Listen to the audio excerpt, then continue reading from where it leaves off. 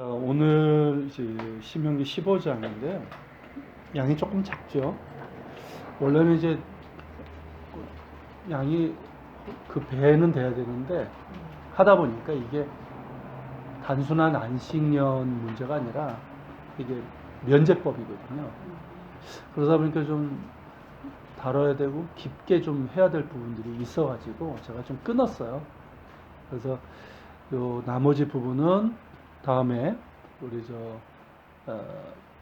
개강했을 때 이 앞부분하고 같이 연결해서 쭉 하도록 하겠습니다. 그래서 오늘은 그 절반 부분만 오늘 하겠는데요. 신명기 15장, 16장은 이 10계명 중에서 제4계명인 안식일 계명이죠. 이 안식일 계명의 확대라고 할 수 있어요. 그러니까 이 안식년, 뭐 희년도 마찬가지지만 이거는 뭐 당연히 안식일의 확장이고, 그리고 이제 6월절, 7절절, 초막절 같은 3대 절기도 사실은 안식일 계명의 확대라고 볼 수가 있어요. 그 정신이 그대로 들어가 있거든요. 근데 이제 15장, 16장이 이제 그에 대한 안식년, 그리고 6월절, 7절절, 초막절 3대 절기를 다루고 있는데, 근데 이제 15장 말미에, 그러니까 이 안식년에 대한 규정 말미에 처음 난 가축들에 대한 규례가 삽입되어 있어요. 이건 이제 여러 번 강조가 되는데, 이 처음 난 것과 관련된 율법은 출애굽기 13장 11절 16절, 22장 29절서부터 30절, 그리고 이제 민수기 18장 15절 18절 등에서 이미 주어졌고, 신명기에서도 12장 6절 7절에서 이미 이제 다뤘던 내용이에요. 근데 이제 이게 반복되는 이유는 신명기적인 반복이죠. 신명기는 뭡니까? 이 광야 세대들, 가나안 땅에 들어갈 세대들에게 신명이라는 게 그거잖아요. 다시 반복해서 이 율법을 강조하는 거잖아요. 신명적인 반복과 강조라고 할 수 있습니다. 그래서 이 부분만 뭐 간략하게 보면 이 신명기 12장 본문과의 차이는 뭐냐면, 12장의 본문은 뭘 다루고 있냐면 가축의 처음 난 것들은 중앙 예배처소에 드려지는 제분의 목록에 포함되어 있고요. 그래서 이제 그 처음 것은 이제 중앙 예배처소, 그거 아시죠? 하나님께서 택하신 거. 거기서 이제 드리면서 즐거운 집회 가운데 함께 먹으라, 이런 게 나와요. 그러니까 화목제 부분이겠죠. 근데 이제 15장 본문에서는 이 소떼와 양떼 사이에서 처음 난 수컷들과 관련된 규례들을 상술하고 있는 거예요. 그래서 이제 내용은 뭐냐면, 처음 난 것들은 다른 것들과 구별해서 일을 시키는데 부리지 말라. 일을 시키는데, 그리고 털을 깎아서도 안 되고, 온 가족이 매년 하나님께서 택하신 곳에 가서 하나님 앞에 드리고 먹어야 된다라는 것이고요. 근데 이제 흠이 있는 것은 그렇게 하지 못하며, 그것은 이제 성중에서 먹되 부정한 자나 정한 자가 다 같이 먹어야 된다는 거죠. 그리고 여기서도 앞장들과 같이 피는 먹지 말고 물같이 땅에 쏟을 것을 재차 강조하고 있습니다. 자, 이제 본론이라고 할 수 있는 게 안식일 면제법인데, 이거 15장 1절서부터 18절까지 다루고 있어요. 자, 이 부분은 이제 안식년 면제법 혹은 해방법이라고 할 수 있는 규례인데요.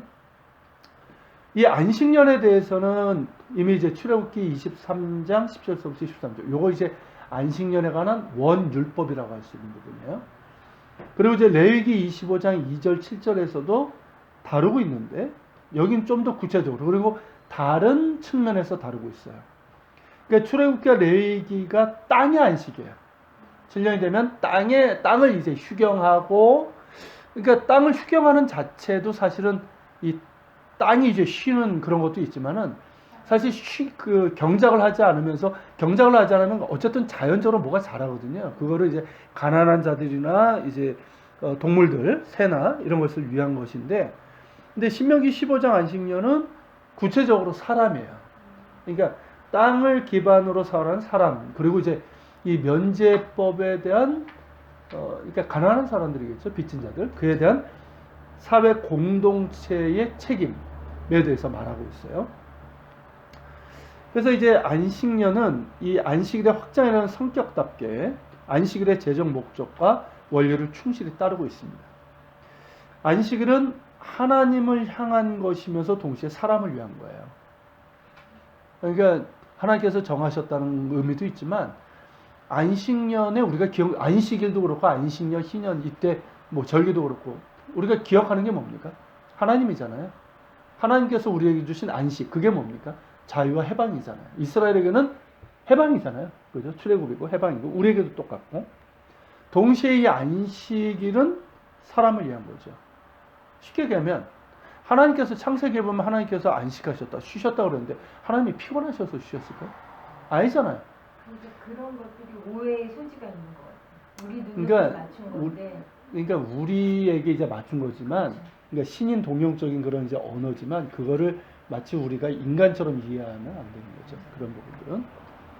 그러니까 하나님 자신은 피로하거나 곤비치 않으시잖아요. 지금 말씀하시잖아요. 근데 이제 이 피조물인 우리 인간 어떻습니까? 우리 쉬어야 돼요. 그러니까 인간의 유익을 위해서 친히 안식일을 제정한 거예요. 그래서 안식일은 사람을 위한 것이라는 거죠. 그리고 이제 안식의 원리는 단순한 쉼의 차원이 아니라 이게 중요해요. 단순히 그냥 쉬는 날. 그러니까 오늘날 이 문제가 뭐냐면 자꾸 쉬는 날로 끝나는데 이 단순한 쉼의 차원이 아니라 땅과 그 땅에서 살아가는 인간과 공동체의 안식. 즉 샬롬이죠 이게. 샬롬으로 이어지는 거죠. 그러니까 안식일의 본래 원리가 샬롬인 것처럼 말입니다. 그러니까 샬롬이라는 것은 하나님과의 화해잖아요. 그러니까 안식일은 하나님을 기억하면서 하나님을 예배하는 것이기 때문에 하나님과의 화목, 하나님과의 샬롬이고 그리고 또한 이 인간과 공동체의 샬롬이죠. 이 부분을 이제 예수님께서 그대로 이제 살려서 말씀하셨는데 강조하셨는데 읽어볼까요? 또 이르시되 안식일을 사람을 위하여 있는 것이요 사람의 안식일을 위하여 있는 것이 아니니 이러므로 인자는 안식일에도 주인이라고 하시는 말씀. 그죠? 이 말씀이 그 뜻이죠. 이 말씀을 하신 배경은 알죠? 이른바 이제 안식일 논쟁. 그러니까 안식일 날 뭐 이게 뭐 제자들이 밀밭 사이에서 먹은 것도 그렇고 특별히 이거는 이제 예수님께서 이제 안식일에 사람을 고친 그런 부분에서 이제 그거죠. 그러니까 이게 이제 율법이 이제 율법주의가 되고 이제 자기의 어떤 명분이 되면서 이게 안식일을 이게 사실은 이제 이스라엘 백성들이 그 바벨론으로 포로코를 끌려가고 그리고 이제 귀환하고 에스라 니에미아 시대가 되면서 안식일이 굉장히 강조가 됐어요. 왜냐하면 이스라엘이 이제 바벨론에게 멸망당한 이유가 뭐냐면 여러 가지 율법이 있지만 그 중에 대표적인 게 안식일이에요. 그러니까 안식이라고 했을 때는 안식년, 희년까지 포함되는 거예요. 이거를 지키지 않은 거예요. 그러니까 날짜적으로도 그렇게 지키지 않은 것 같고요. 그러니까 똑같이 이방 사람들과 똑같이 일하고 안식년에도 뭡니까 그 여기 있는 면제법 이런 것도 행하지도 않은 것 같아요. 그러면서 이제 그 반성이죠 일종의 반성으로 안식년이 강조되는데 거기까지는 좋아요. 안식일, 안식년. 문제는 뭐냐면 안식일에 대한 조항들을 다 모을 뿐만 아니라 그것들을 이제 해석을 하면서 엄청나게 많은 규례들을 만들어낸 거예요. 그러니까 쉽게 얘기하면 안식일 날 일하는 거는 어디까지냐? 자, 짐을 옮기지 말라고 하는데 짐을 뭐까지 짐이냐? 어디까지 되느냐? 이런 이제 규례들을 정하고 그것이 이제 마치 성경에 나오는 안식일 규례와 똑같은 것처럼 돼버린 거죠. 그러다 보니까 이제 안식일이 자유가 아니라 안식이 아니라 뭡니까? 오히려 뭘 하면 안 되는 오히려 그냥 이 울타리가 좁아지면서 꼼짝달싹 못하게 되고 만약에 요거를 어기게 되면 정죄하고만은 그런 게 된 거죠. 그런 상황이죠. 그런 상황에서 예수님께서 안식일의 원리 하나님께서 인간에게 안식일을 주신 참된 원리 정신이 뭐냐. 여기 있는 것처럼 안식일을 사람을 위하여 있는 것이 아니라 사람이 안식일을 위한 것이다. 그죠? 근데 사람을 위한 거예요. 안식일을 주시니. 그리고 안식일의 제정자이신 하나님의 뜻이 이루어질 때 어떻습니까? 사람, 그러니까 개인과 공동체죠. 개인과 공동체는 참된 안식, 샬롬을 누릴 수 있는 거예요. 그러니까 예수님께서 뭐라고 하십니까? 인자는 안식일에도 주인이라. 이게 뭐냐면 안식일의 제정자이시잖아요. 제정자일 뿐만 아니라 우리에게 진정한 안식, 샬롬을 주기 위해서 오셨잖아요. 그러니까 그런 의미에서 예수님은 샬롬이시고 안식의 완성이신 거죠. 그 말씀을 하신 거예요. 자, 이제 본문으로 들어가겠습니다. 1, 2절만 읽어볼게요. 매 7년 끝에는 면제하라. 면제의 규례는 이러하니라. 그의 이웃에게 주어진 모든 체주는 이웃이나 그 형제에게 독촉하지 말지니 이는 여호와를 위하여 면제를 선포하였습니다. 자, 1절에 보면 매 7년 끝에는 면제하라 되어 있어요. 이는 이제 6년이 지나고 난 다음에 곧 7년째 되는 해가 아니라 문자 그대로 7년 되는 해 끝이고요. 그 끝에는 면제라는 규정이 바로 안식일 면제법이에요. 그러니까 이걸 보면 앞에 그 출애굽기나 레위기하고 좀 다른 게 뭐냐? 거기는 이제 7년 되는 해예요. 그래서 이제 땅에 대한 면제, 땅에 대한 휴경은 안식은 7년째 되는 해에 이루어졌다면 1년 동안 사람에 대한 면제는 7년 되는 해 끝, 그의 말이겠죠.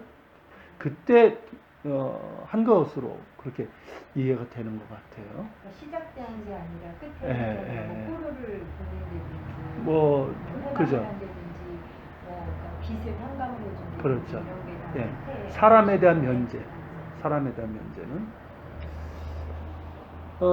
그 내용을 보기 전에 먼저 이제 우리 성경에 이제 면제라고 그리고 이제 그 우리말 성경이나 공동명의는 이제 뭐 탕감 그런 의미로 번역이 됐는데요. 이 단어가 뭐냐면 쉬미타라고 하는 단어예요. 이 단어가 뭐냐면 샤마트라는 동사에서 왔는데 이 샤마트는 놓아주다, 떨어뜨리다라는 뜻이에요. 그러니까 명사형이니까 놓아주기, 떨어뜨리기예요. 그러니까 놔주는 거고 떨어뜨려 주는 거예요. 그러니까 이거는 이제 빚의 면제, 탕감의 의미를 갖고 있고요. 이 단어가 이제 연기냐 취소냐 이게 학자들 간에 아직도 논쟁이 있어요. 그러니까 연기나 취소로 이제 보는 사람들은 완전한 빚의 면제가 아니라 안식년 1년 동안의 연기다. 그때는 이제 연기 이 기간을 해서 갚을 수 있게끔 좀 시간을 주는 뭐 그런 의미로 보는 사람들이 있고, 아니다, 이건 완전한 면제다, 이렇게 이제 보는 게 아직도 논쟁 가운데 있어요. 그런데 언어적인 의미에서 보면 앞에서 이 언어를 본 이유가 뭐냐면 이 쉬미타라는 단어 자체가 취소나 연기보다는 면제 탕감의 뜻이에요. 그리고 이제 12절서부터 18절 거기 보면 이제 그 종살이하는 종을 7년째 이제 풀어주는 거 있잖아요. 그 규정의 율법, 그리고 2절 3절에 사용된 이 면제라는 명사적인 용어들을 보면 이 면제법은 뭐냐면 채무 전체 면제를 취급하는 걸로 볼 수가 있어요. 그러니까 전체적인 면제요. 따라서 이제 본문의 안식년에 해당하는 면제년, 그 쉬낫하 쉬미타라고 할 수 있는데 이건 문자적으로 떨어뜨리는 해, 면제해주는 해라는 뜻을 갖고 있습니다. 자, 쉬미타 면제가 이제 뜻하는 바처럼 안식년에는 땅의 안식과 빚진 자들에 대한 면제가 행하도록 규정되어 있습니다. 여기서는 이제 땅의 안식은 생략되어 있고요. 앞에 뭐 출애굽기나 거의 레위기에서 다루고 있기 때문에 여기서는 이제 빚진 자들에 대한 면제에 대해서 집중적으로 강조하고 있죠. 자, 우선 여기서 우리가 염두에 둘 게 뭐냐면 지금하고 고대 세계하고 틀리다는 거예요. 빚을 지는 경우가. 자, 고대 세계에서는 지금처럼 무책임한 과소비나 투기죠. 이런 경우로 빚을 지는 경우는 극히 드물었습니다. 지금은 소비가 미덕이라고 그러죠. 이거 속으면 안 돼요. 소비가 미덕이 아니에요. 이게 자본주의 구조에 아주 그냥 지금 이제 소비가 미덕이 되어 이 과소비가 문제가 되고 잉여 남아돌죠. 남아도는 게 문제가 된 시대는 최근 몇십 년밖에 되지 않아요. 그죠? 먹을 게 남아돌고 옷이 남아돌고 물건이 남아돌고 조금 있다가 뭐 바꾸고 이게 얼마나 됐습니까? 실제로 몇십 년 되지 않고요. 그리고 몇십 년 된 것도 전 세계적으로 보면은 상위 10% 20%밖에 안 돼요. 전 세계적으로 보면. 잉여가 문제가 되는 나라, 그러니까 우리나라가 그 중에 하나예요. 그런 면에서 보면. 그러니까 고대로부터 근대에 이르기까지 대다수의 사람들은 어땠습니까? 그럴 만한 여유도 없었고요. 생존 자체가 절박했어요. 특히 흉년이 들면 어땠습니까? 수많은 사람들이 심각한 곤경에 빠지게 되죠. 그리고 부유한 가정도 마찬가지예요. 열심히 일하던 남편이 갑작스레 죽을 수 있죠. 그럴 경우 과거에는 가부장, 남성 중심의 노동력 사회잖아요. 그런 사회에서 이제 아이들이 장성했으면 괜찮은데 어렸을 경우 여자 혼자 어린 자녀들을 부양하는 일은 매우 힘들었습니다. 자, 이런 상황에서 빚을 진다는 것은 너무 쉬운 거예요. 그러니까 흉년이 들면은 가난한 자들이 아주 많아지고 빚진 자들이 차고 넘치게 돼버리는 거예요. 자, 빚을 갚지 못할 경우는 어떻게 될까요? 자녀들이 적당한 나이가 되면 빚을 갚기 위해서 종으로 팔려가는 경우도 흔했어요. 그러면 이제 만약에 이제 과부라고 한다면 자녀들까지 뺏기는 상황이 되는 거예요. 이게 얼마나 잔인한 일이에요. 이렇게 이제 고대 사회, 사실 현대 사회도 그 기본적인 양상은 같아요. 뭐냐면 부채와 빈곤과 종살이의 가능성. 오늘날도 뭐 크게 다르지 않아요. 양상을 보면. 이런 가능성이 결합되기가 쉬웠고 아주 특별한 경우를 제외하고는 빈곤과 종살이는 대를 이어서 이어지는 고착화. 그죠? 가난이 대물림되고 종은 대대로 종이 되는 이런 고착화가 일반적이었단 말이죠. 자, 그런 상황에서 하나님께서 명하신 이 안식년 면제법은 혁명적인 거예요. 그러니까 이건 사람의 생각에서 나올 수 있는 게 아니에요. 사람의 본성에서. 전적으로. 그래서 이제 다음 시간에 다루겠지만 여호와를 위하여 면제하라 이렇게 나오거든요. 여호와를 위하여. 그러니까 이건 하나님에게서 나온 법이에요. 모든 것이 그렇지만. 그래서 이 안식일 면제법을 야훼 면제라고도 얘기를 해요. 어쨌든 자, 이렇게 이제 혁명적인데, 자, 매 7년마다 빚을 진 자들의 채무를 면제할 뿐만 아니라 빚으로 인해서 종살이하는 자들을 놓아줘서 자유롭게 하라는 것이거든요. 가히 혁명적이고 탁월한 복지법. 이런 복지법이 없어요. 그리고 평등법이에요, 이거는. 그리고 개인은 물론 사회 공동체 전체가 복을 받는 축복의 법이에요. 어마어마한 거예요. 이 안식년과 또 희년 이런 법들은. 그러니까 악어학착으로 벌려는 사람들이 이것 때문에 긴 빠질 것 같아요. 이스라엘도 그렇게 돼요. 되면 다 놓아줘야 되는데 내가 뭐 굳이 아니, 그렇게까지 할 수 그- 있는 그런 게 점점 예, 다음 시간에 다루겠지만 예레미야서에 보면 책망하는 게 뭐냐면 안식년 때 이제 풀어주는데 어쩌서 이제 풀어주는데 그 풀어준 사람들을 다시 잡아들여가지고 종으로 삼았다는 책망이 나와요. 네, 그런 말씀이 나와요. 그런 책망이 나와요. 그러니까 이게 참 쉬운 게 그러면은 아니에요. 안식년이 행해지긴 행해졌다는 일부. 얘기예요? 근데 그건 행해진 게 아니죠.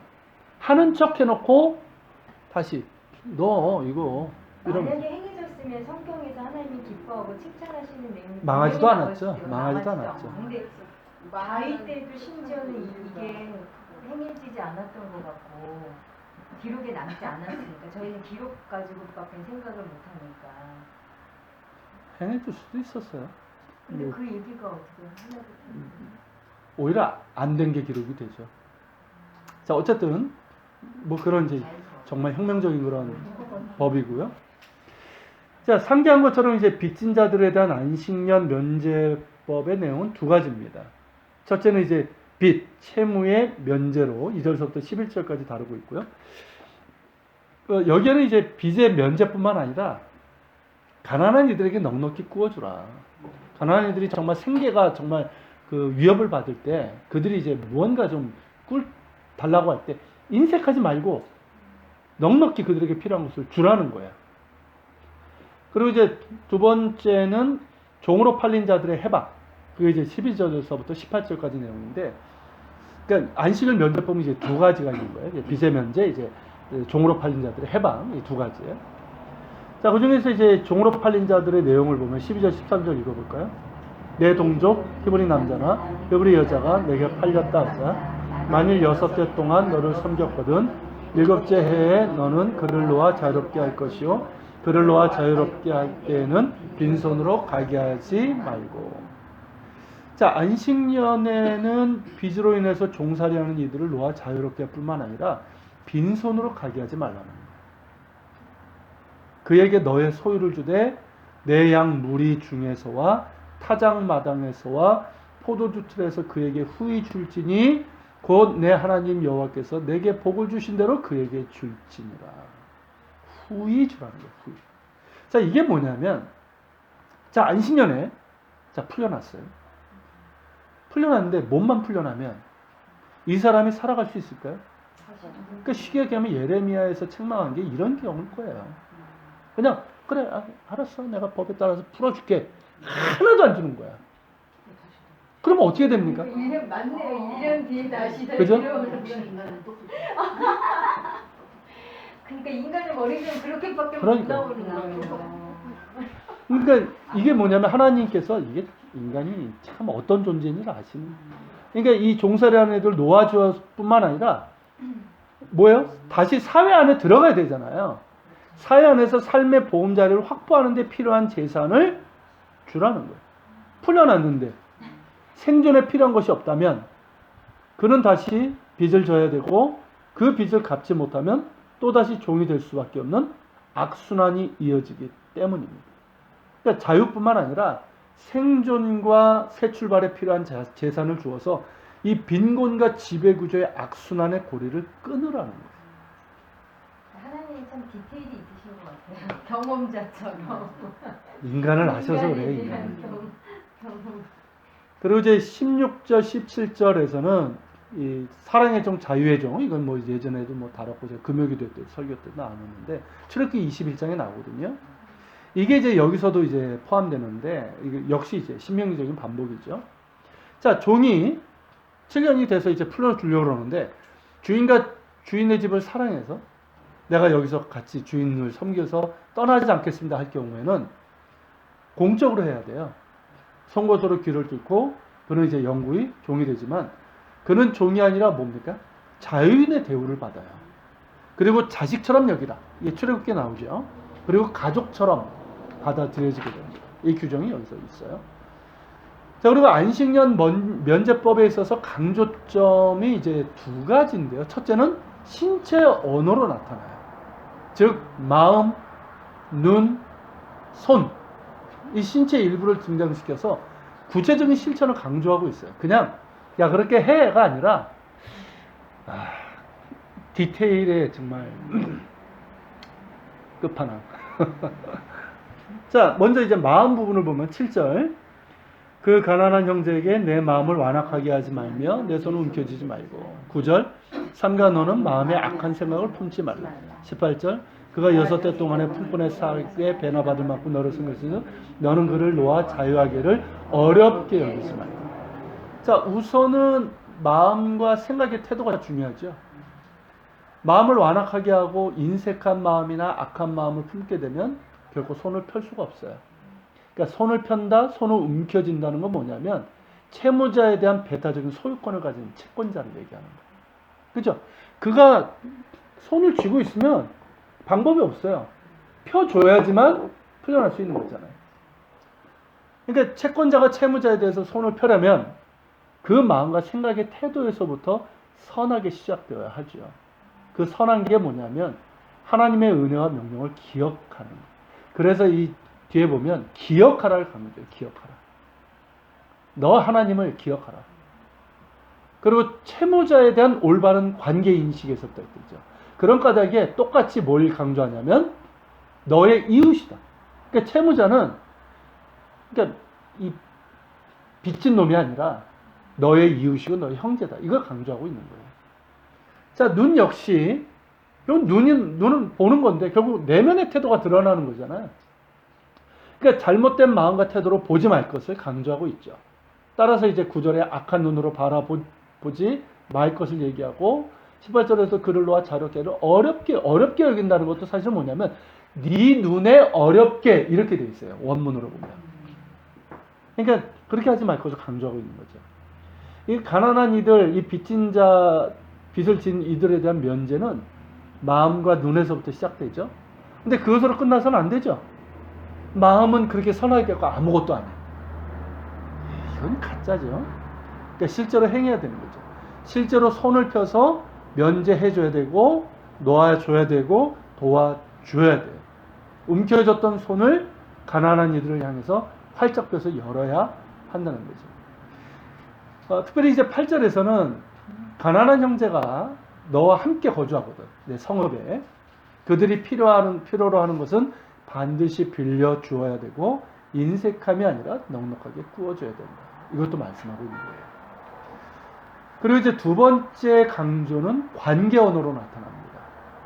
이제 앞에 것이 이제 신체 언어로 하면 이건 관계 언어예요. 그러니까 가난한 사람들은 한결같이 이웃, 형제로 번역되어 있고, 강조되어 있고요. 우리 성경에는 이제 동족으로 되어 있지만 원문은 형제, 뭐 같은 뜻이죠. 사실은 이웃 형제로 그렇게 표현하고 있습니다. 이 말은 뭐냐면 가난한 이들 역시 계약 공동체, 이스라엘은 계약 공동체잖아요. 언약 공동체. 이 계약 공동체의 구성원임을 가리키고 나아가서 이스라엘이 가족 공동체임을 강조하고 있는 거죠. 자, 따라서 가난하다 해서 그를 공동체에서 내칠 수 없고 오히려 서로 돌보아주고 서로 지켜주어야 하는 거죠.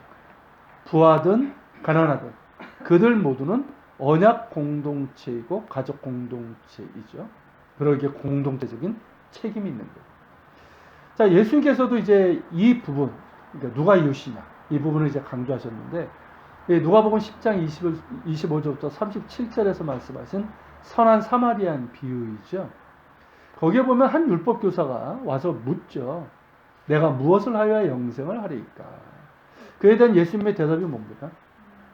하나님 사랑과 이웃 사랑이잖아요. 그러니까 하나님을 내 마음과 뜻을 다해 사랑하고 내 이웃도 내 몸과 같이 사랑하라.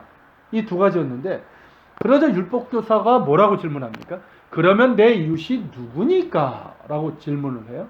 그에 대한 답이 이제 선한 사마리아인의 비유인데, 자, 신명기 중에 구약의 율법을 보면요. 이 사람이 율법 교사잖아요.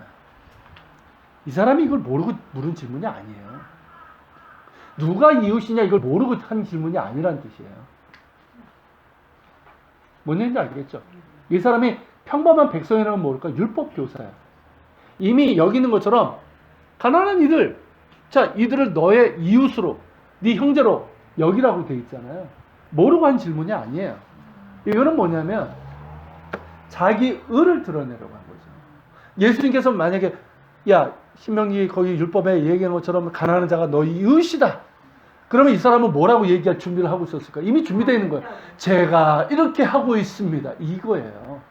그러니까 자기 의를 드러내려고 한 질문이고 대답 여에 따라 예수님께서 좀 다른 대답을 하시면 어떻게 하려고? 예수님을 체크하고 그죠?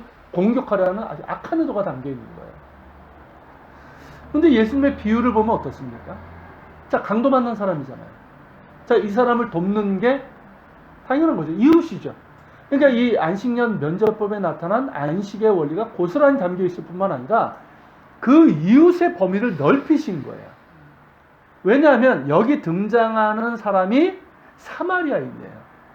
강도 만난 사람도 유대인이고 지나가는 레위인, 제사장 다 유대인인데 사마리아인을 딱 집어넣으셨어요. 자, 당시에 사마리아인은 어땠습니까? 유대인들에게 이방인과 똑같았잖아요. 사마리아인 역시 유대인들에게 적대적이었죠. 그런 사마리아인이 강도 만난 유대인에게 이웃이요 형제처럼 행한 것처럼 예수께서 하신 말씀이 뭐예요? 자, 그러면 누가 이웃이겠느냐? 이 사람에게. 그러면서 너도 이와 같이 하라라고 하신 것처럼 그렇습니다. 그러니까 강도 만난 자들이 곧 너의 이웃이고 너의 형제자매이고 그 경계는 동족의 경계. 그러니까 그러니까 그 당시만 해도 유대인만 이게 해당되는 거예요. 유대인에게만. 이 동족의 경계를 넘어서 이방인들에게까지도 포함이 되는 거예요. 그러니까 이제 이 이웃의 개념이 내 중심이면 내 동족, 내가 내 이웃인 거잖아요. 근데 이제 그 사람, 도움을 받는 사람으로 생각을 해서 이웃을 본다고 하면 그 완전히 다른 시각이 되는 거죠. 완전 남자. 그러니까 내가 이웃이라고 생각하는 이 범주 안에 있으면 되기도 하고 안 되기도 하는 건데, 이 도움이 필요한 사람의 이웃이 되라고 하면 그 누구도 제한이 없어집니다. 그러니까 저는 이게 이제 그런 이제 개념도 있고요. 이제 그 입장에서 또 하나는 뭐냐면 그 신명기에 보면은 이방인에게는 하지 말고 이게 나와요. 그쵸. 이게 왜 그러냐면 언약 공동체를 강조해서 그래요. 언약 공동체.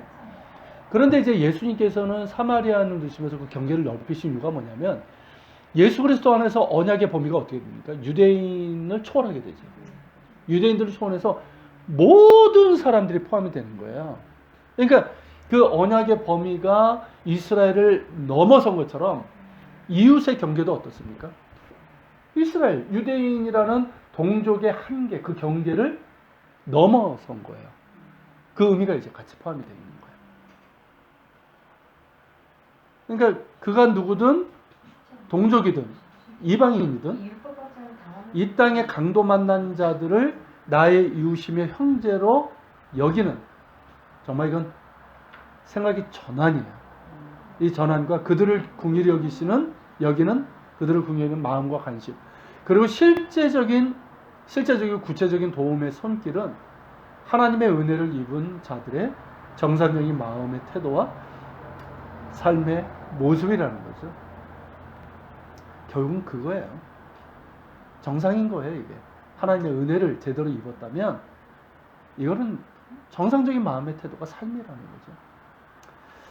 자, 그렇다면 이제 초대교회인데, 그러니까 사실은 이제 성경 전체를 이렇게 쭉 보면 이스라엘은 이런 언약 공동, 사랑 공동체의 모습을 제대로 보여주지 못했어요.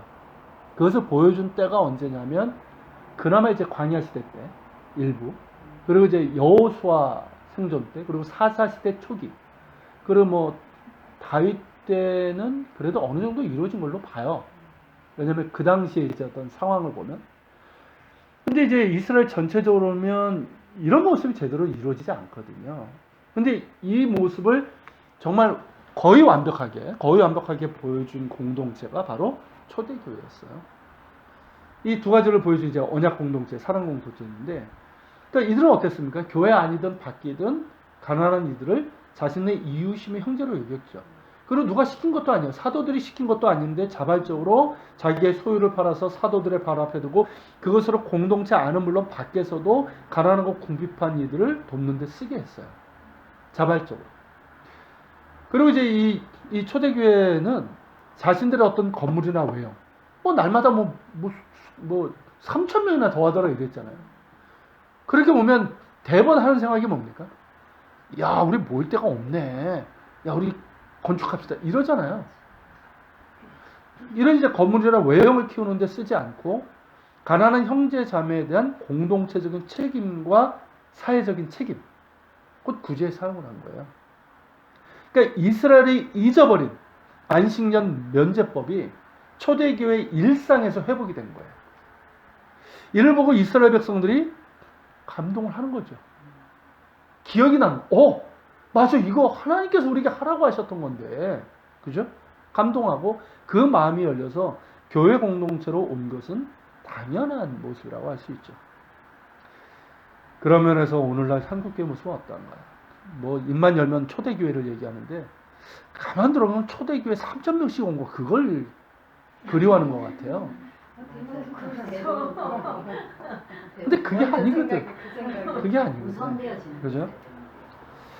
근데 우리나라의 그런 교회 역사를 보면 정말 가난하고 어렵던 시절, 구한말, 일제시대, 그리고 6.25 전쟁 후 우리나라 막 한참 막 보릿고개 있고 경제 성장이 있던 그 시대, 가난하고 그때는 이 초대교회를 닮은 모습이 있었어요.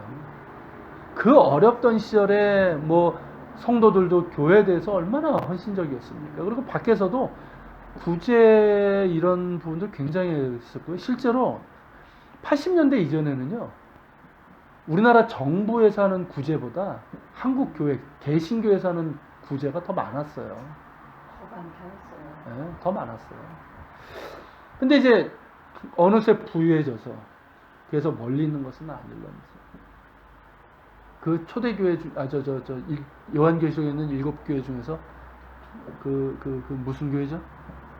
부유하다나 라우디아 교회. 딱 그 모습인 것 같아요. 야, 우리는 부유하다는데 실상은 헐벗고 가난한. 이어지는 거에 따라서 움직여지는. 그게 아이러니예요. 예수님 말씀처럼 교회가 부자가 되면요 가난해져요, 실제로. 그래서 교회는 외형이 크든 작든 교인수가 적든 크든 부자가 되면 안 돼요.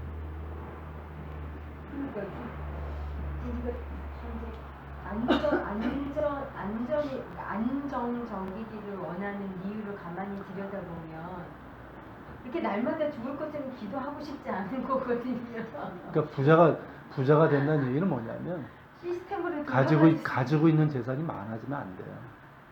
지금 보세요. 지금 뭐 한국교회 지금 뭐 명성교회, 세습이나 사랑의 교회나 뭐 다 보세요.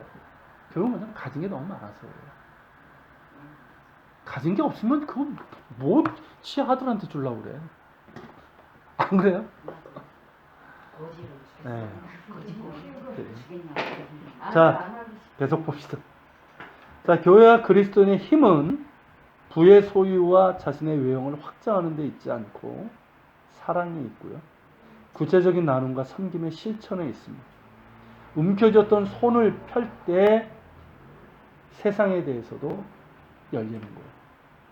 지금 교회가 움켜쥐고 있으니까 세상에 대해서 닫혀 있는 거예요. 손을 펴야 돼요. 자, 오늘은 여기까지만 하겠습니다. 그리고 다음 시간에 말씀드린 것처럼 이 앞부분에서 뒷부분까지 뒷부분이 어떻게 보면 더 중요한 부분인데요. 이 부분까지 하도록 하겠습니다.